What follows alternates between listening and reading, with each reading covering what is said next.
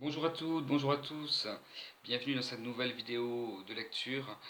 Mais avant toute chose, je voudrais remercier de nouvelles personnes qui se sont abonnées à cette chaîne et remercier toujours les personnes qui suivent ces vidéos.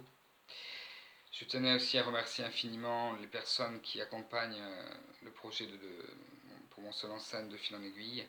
Grâce à vous, ce projet existe, est en train d'exister, de naître, puisqu'une première date est déjà prévue dans les Landes en novembre, ce sera la première, et je l'espère qu'il y en aura d'autres, enfin, c'est déjà prévu qu'il y en ait d'autres dans le courant de l'année 2018, des dates sont en train de se mettre en place, on vous tiendra informé.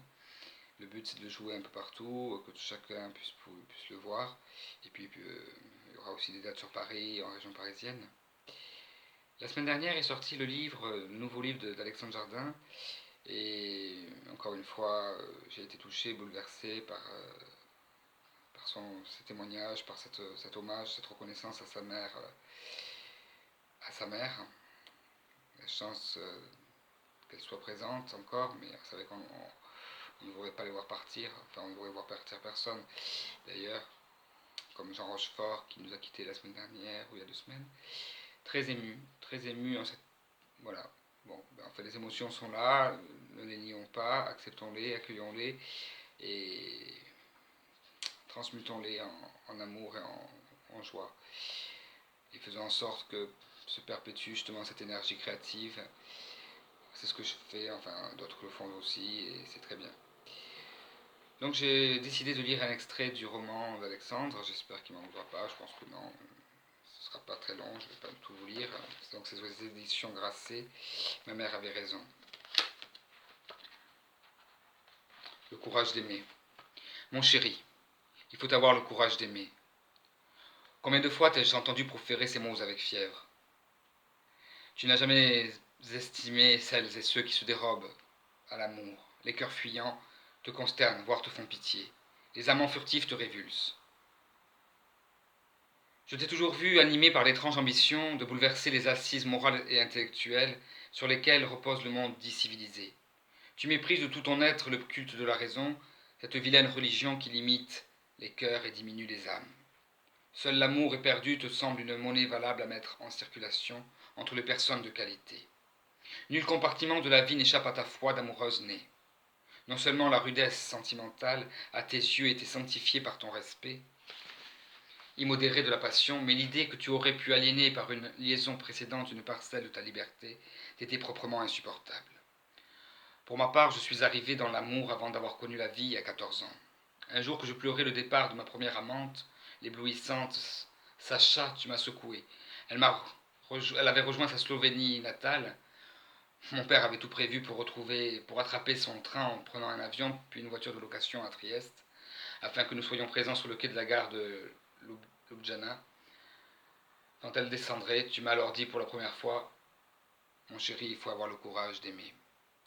Mais on peut faire ça? Dépenser tout cet argent d'un coup juste pour ça? Mon chéri, il faut aimer à tout prix. C'est la seule chose belle et grande et morale. Vous avez assez de sous? Ton père vient de signer une comédie pour de finesse, il faut bien que cela serve à quelque chose d'utile. En descendant du train, ma première amante sauta hélas dans les bras d'un boyfriend géant, un robuste Slovène, dont elle m'avait caché l'existence. Mon père et moi, atterrés, nous nous sommes regardés, la queue basse. Vaincus par la fourberie féminine, nous sommes rentrés à Paris. La traîtresse Sacha m'avait dissimulé sa vie locale. Mais l'essentiel m'avait été enseigné. Il faut aimer à tout prix. Lorsque je me suis ouvert auprès de toi des enlisements de mon premier mariage, tu t'es indigné que je puisse accepter d'aimer modérément et d'être insuffisamment aimé. Mon chéri, il faut avoir le courage d'aimer. Va, vis et aime. Mais les enfants, tu comprends? Va, vis et aime. As-tu donné à en ébranler les murs? Et tu as ajouté avec courage. Je t'ai toujours vu aimer l'homme entre outrecuidance et démesure, jetant ainsi un perpétuel défi à la sagesse piteuse. Toujours tu révisas les notions les plus profondément enracinées dans nos esprits et dans nos cœurs, la prudence, la tempérance, en me sommant de ne jamais m'incliner devant le triomphe de la normalité, de la résignation, à des amours tiédasses, au risque de payer chèrement mon audace, au péril de tous les écroulements personnels. Mon chéri, nous devons tout à l'amour tout à l'amour fou. Voilà, c'était donc l'extrait du dernier, du nouveau Alexandre Jardin. Ma mère avait raison. Merci Alexandre. Autre chose, je voulais vous parler d'un film. Tout autre sujet, mais vraiment un film qui m'a bouleversé et touché également. Le film de Chattanooga, De toutes mes forces. De toutes mes forces, je vous conseille de vous procurer ce film. Un film qui traite de la vie d'un jeune dans un foyer qui, malgré les difficultés, la mort d'une mère, se retrouvait seul dans un foyer alors qu'il n'avait pas imaginé cela, et malgré tout s'en sortir. La force, le courage, la foi, le courage vraiment de vivre sa vie. Un film à voir que je vous conseille, donc de Chattanooga. Et enfin, pour terminer, l'extrait d'un autre livre, si je le retrouve.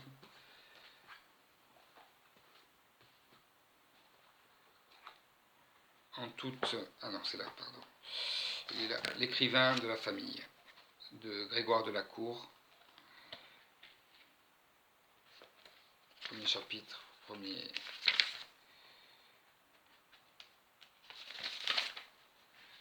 À 7 ans, j'écrivis des rimes. Maman, t'es pas d'usine. Papa, tu fais des grands pas. Mamie, t'es douce comme de la mie. Papy, tout le monde fait pipi. À 7 ans, je connus mon premier succès littéraire. La maman en question me serra dans ses bras. Le papa, la mamie et le papy applaudirent. Les compliments fusèrent. Les vers trinquèrent. Des mots importants furent prononcés. Un don, il le tient de son grand-père, Pierre, celui qui a écrit cette jolie lettre de Mauthausen en 1941, un poète. Un Rimbaud de 7 ans. Il y eut une larme aussi sur la joue de mon père, lente et lourde, du mercure. Les regards changèrent, les sourires s'allongèrent. En 4 rimes pauvres, j'étais devenu l'écrivain de la famille. À 8 ans, je n'eus plus rien à écrire. La grâce des homonymes appris au sein même me permit un temps de faire illusion. Je me revois dans la cuisine jaune pâle de notre maison de Valenciennes, sortir de ma poche une feuille pliée dans laquelle mes parents, émerveillés, qui riment avec plié, attendaient la confirmation de la poésie et du génie. Je suis allé vers la chair, j'ai trouvé quelqu'un de chair qui voulait manger ma chair. Ma sœur se mit à crier. Mon frère s'envola jusqu'au faîte du bahut. Ma mère bondit vers les escalopes qui brûlaient. Mon père, lui, ne bougea pas. Une lueur étrange irradiait ses yeux verts. Il hocha imperceptiblement la tête. Je sais aujourd'hui que mes mots s'y bousculaient.